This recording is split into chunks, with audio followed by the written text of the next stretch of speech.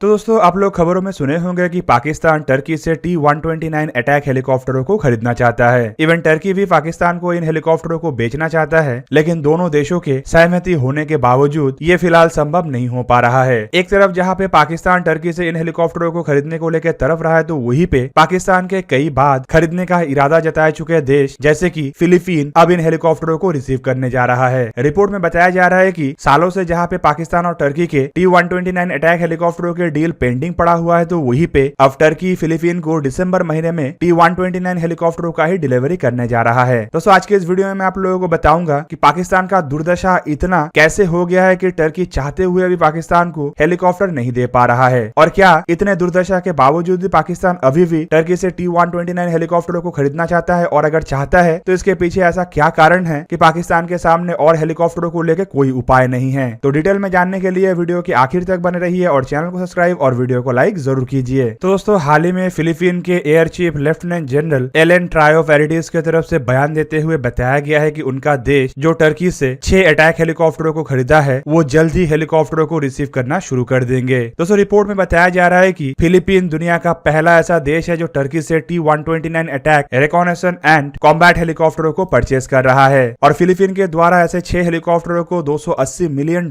में खरीदा गया है, और संभावित इन हेलीकॉप्टरों में से पहला हेलीकॉप्टर का डिलीवरी टर्किश कंपनी की तरफ से नेक्स्ट महीने मतलब दिसंबर महीने में शुरू किया जाए। दोस्तों यहाँ पे आपके जानकारी के लिए बता दूं कि पाकिस्तान भी टर्की से इन्हीं हेलीकॉप्टरों को परचेज करना चाहता था, और पाकिस्तान और टर्की के बीच में तो एक तरीके से डील होके भी पड़ा हुआ है, लेकिन ना टर्की पाकिस्तान को ये हेलीकॉप्टर दे पा रहा है और ना ही पाकिस्तान ये हेलीकॉप्टर टर्की से हासिल कर पा रहा है। T-129 हेलीकॉप्टरों को अगर देखा जाए तो ये एक twin engine multi role attack helicopter है, जिसे अगस्टा वेस्टलैंड A-129 हेलीकॉप्टरों के बेस पे टर्किश एरोस्पेस इंडस्ट्री मतलब टर्की के एरोस्पेस कंपनी के द्वारा लाइसेंस ली टर्की में निर्माण किया जा रहा है। दोस्तों इस हेलीकॉप्टर में जो 2 इंजनों का इस्तेमाल हुआ है, वो असल में रोल्स रॉयस और हॉर्नवेल के ज्वाइंट वेंचर में निर्माण किया हुआ light helicopter turbine engine company के T-800 4A टर्बोशैफ्ट इंजन है, जिनमें से हर एक इंजन का क्षमता करीबन 1014 किलोवाट का है, और टर्की के रिपोर्ट के मुताबिक इन इंजनों के बदौलत ये जो हेलीकॉप्टर है, ये एक एडवांस रिकॉनेसेंस और कॉम्बैट मिशन को अंजाम देने के साथ साथ दिन रात और माउंटेन और अलग अलग टेम्परेचर वाले क्षेत्र में इस्तेमाल हो सकता है। फिलीपीन के द्वारा टर्की से जिन हेलीकॉप्टरों को परचेस किया जा रहा है, वो असल में फिलीपीन के एयरफोर्स के 15 स्ट्राइक विंग में इस्तेमाल होगा, और इसके ट्रेनिंग के लिए फिलीपीन के द्वारा अपने एयरफोर्स के पायलटों को टर्की में भी भेजा गया है। रिपोर्ट में यह भी बताया जा रहा है कि फिलीपीनी एयरफोर्स के जो 15 स्ट्राइक विंग है, इसमें T-129 हेलीकॉप्टरों के अलावा MD-530 लाइट अटैक हेलीकॉप्टर और लियोनार्डो के A-109 आर्म ट्रांसपोर्ट हेलीकॉप्टर भी होगा।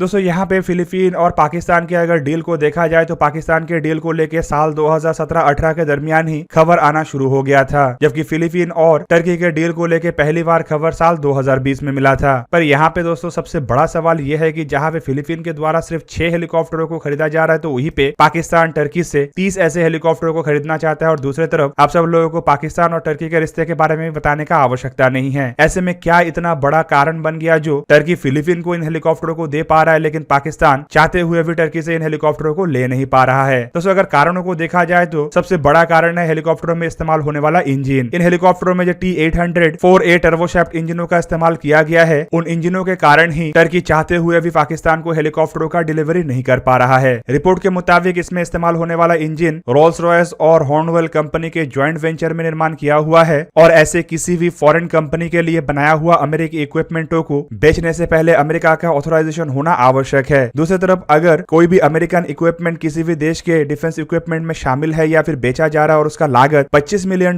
से अधिक है, तब अमेरिकी कांग्रेस को भी इसे लेके नोटिफाई करना आवश्यक है। और दोस्तों अब तक ऐसे हथियारों के डील को लेके टर्की को कोई भी मुश्किल का सामना नहीं करना पड़ा, क्योंकि टर्की एक नेटो के एक्टिव मेंबर होने के साथ साथ अमेरिका के क्लोज तरीन एलाई भी था। पर साल 2017 में जब टर्किश प्रेसिडेंट एर्दोगान के द्वारा रशिया से S-400 जैसे मिसाइलों को खरीदा गया, तभी टर्की के पतन का शुरुआत हुआ। S-400 खरीदने के बाद टर्की के ऊपर अमेरिका की तरफ से कई तरीके के प्रतिबंध लगा, और दूसरी तरफ टर्की को F-35 जैसे प्रोजेक्ट से भी बाहर निकाला गया। इसके बाद जो टर्की के अंदर टर्किश डिफेंस इंडस्ट्री में अमेरिकी इक्विपमेंटों से सामान बन रहा था, उसके ऊपर भी अमेरिका अपना नियंत्रण को पहले के तुलना में अधिक मजबूत किया, और बिना परमिशन के अब अमेरिका के जो इक्विपमेंट टर्की में निर्माण हो रहा है, या टर्की जिस इक्विपमेंटों को अमेरिका से खरीद रहा है, वो ना किसी और हाथ में जा सकता है और ना ही टर्की अपने हिसाब से उसका इस्तेमाल कर सकता है। रिपोर्ट में यह भी बताया जा रहा है कि टर्की को ऐसे इंजनों के साथ हेलीकॉप्टर एक्सपोर्ट को लेके अमेरिका से पूरी प्रतिबंध लगा दिया गया है, जबकि दूसरी तरफ खाली फिलीपीन को 6 हेलीकॉप्टर बेचने को लेकर ही अमेरिका के द्वारा यह प्रतिबंध हटाया गया है। दोस्तों फिलीपीन और अमेरिका का रिश्ते के कारण ही फिलहाल अमेरिका के द्वारा टर्की को ये हेलीकॉप्टर बेचने का अनुमति दिया गया है। दोस्तों देखा अगर जाए तो फिलीपीन और अमेरिका का रिश्ता काफी मजबूत है और दोनों देशों को काफी करीब तरीन एलाई के रूप में भी देखा जाता है। इस कारण से ही अमेरिका के द्वारा फिलीपीन को ऐसे हेलीकॉप्टरों को खरीदने का अनुमति दिया गया है, जबकि दूसरी तरफ अगर देखा जाए तो फिलीपीन काफी बड़े मात्रा में अमेरिकी हथियारों का भी इस्तेमाल करता है। लेकिन इस बार फिलीपीन के द्वारा टर्की के हेलीकॉप्टरों को इसीलिए खरीदा गया क्योंकि फिलीपीन अमेरिका से महंगे तरीन हेलीकॉप्टरों को नहीं खरीदना चाहता था। फिलीपीन एक कम ताकतवर लेकिन सस्ता हेलीकॉप्टरों को खरीदने के लिए इंटरेस्टेड था और इस वजह से फिलीपीन के सामने T-129 एक ऑप्शन के रूप में आया। और दूसरी तरफ अगर अमेरिका फिलीपीन को अपने अटैक हेलीकॉप्टर भी देता तब भी ये महंगा तरीन था बोल के फिलीपीन इसे खरीद ना पाता। कुल मिला के फिलीपीन की आवश्यकताओं को देखते हुए ही टर्की को ये परमिशन दिया गया है, जबकि दूसरी तरफ आप ये भी कह सकते हैं कि शायद फिलीपीन की जगह में कोई अन्य देश भी होता तो ये हेलीकॉप्टर टर्की ना बेच पाता। पर दोस्तों इससे भी बड़ा सवाल ये है कि एक तरफ जहाँ पे फिलीपीन को हेलीकॉप्टरों की डिलीवरी मिलना शुरू होना है तो वहीं पे क्या पाकिस्तान अभी भी टर्की के ये T-129 हेलीकॉप्टरों का इंतजार कर रहा है। दोस्तों पाकिस्तान के अगर हेलीकॉप्टर खरीदने के कारणों को देखा जाए तो पाकिस्तान को बीते कई सालों से कई सारे बड़े बड़े झटके मिल चुका है, जिनमें सबसे पहला झटका तो अमेरिका के तरफ से ही दिया गया था। रिपोर्ट के मुताबिक पाकिस्तानी एयरफोर्स में जो अमेरिकी निर्मित AH-1F कोबरा गनशिप हेलीकॉप्टर है जो कि करीबन 40 साल पुराना हो चुका है, उसे रिप्लेस करने के लिए पाकिस्तान अमेरिका से ही हेलीकॉप्टरों को खरीदना चाहता था। वैसे तो पाकिस्तान अपने हेलीकॉप्टरों को रिप्लेस करने के लिए बड़े बड़े सपने देख रहा था, लेकिन पाकिस्तान का इतना औकात नहीं था कि वो अमेरिका से अपाचे जैसे हेलीकॉप्टरों को खरीद सके। आखिरकार पाकिस्तान के द्वारा डिसाइड किया गया कि AH-1F कोबरा जैसे गनशिप हेलीकॉप्टरों को रिप्लेस करने के लिए इसके ही अपग्रेडेड वर्जन AH-1Z वाइपर जैसे हेलीकॉप्टरों को खरीदा जाए। रिपोर्ट में यह भी बताया जाता है कि पाकिस्तान अमेरिका से करीबन 15 ऐसे हेलीकॉप्टरों को खरीदना चाहता था, लेकिन पाकिस्तान इसके लिए पैसा नहीं बल्कि अमेरिका के द्वारा पाकिस्तान को जो भीख दिया जाता है उसका इस्तेमाल करना चाहता था। इवन इसे लेकर अमेरिका राजी भी था, लेकिन पाकिस्तान के दोहरे रणनीति मतलब एक तरफ अमेरिका से भीख लेना और अमेरिका के हथियारों का इस्तेमाल करना और दूसरी तरफ अमेरिका को नुकसान पहुंचाना, इसे देखते हुए नए अमेरिकी गवर्नमेंट की तरफ से पाकिस्तान के इस प्रस्ताव को ठुकरा दिया गया और हेलीकॉप्टरों के एम डिलीवरी से पहले ही हेलीकॉप्टरों के डिलीवरी को रोक दिया गया। इवन दोस्तों रिपोर्ट में यह भी बताया जाता है कि पाकिस्तान के लिए हेलीकॉप्टर तैयार भी था और टेस्ट भी किया जा रहा था, लेकिन डिलीवरी से पहले उसे रोक के उसे अमेरिका में ही अमेरिकी बेसिस में इस्तेमाल किया जा रहा है। मतलब पाकिस्तान के मुंह में फोकट का निवाला आते आते ही रुक गया।